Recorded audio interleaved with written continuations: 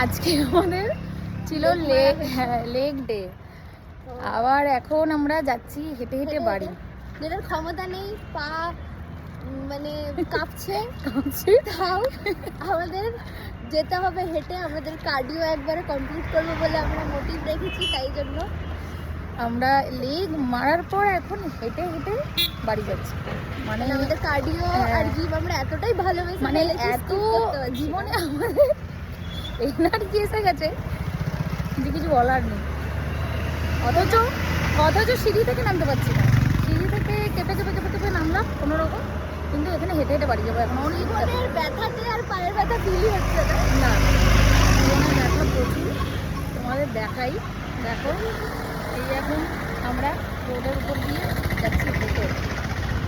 কিন্তু কি শখ যে হেঁটে যাবো লেগ করার পর, লেগ ডের পরে হেঁটে যাওয়াটা মানে বিশাল ব্যাপার। কোথায় কোথায় যে ব্যথা করছে সেটাও বুঝতে পারছি না আজকে আমি।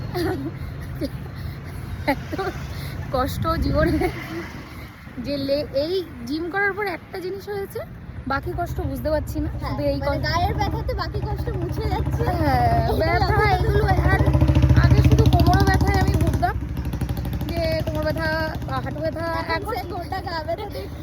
এখন চারিদিকে এত আমার অ্যাকচুয়ালি আমি কি ব্যথার জন্য আমি জিমে, আর জিমে আমি কেন এসেছিলাম ওটা ভুলে গেছি। আমার চারিদিকে ব্যথা, চারিদিকে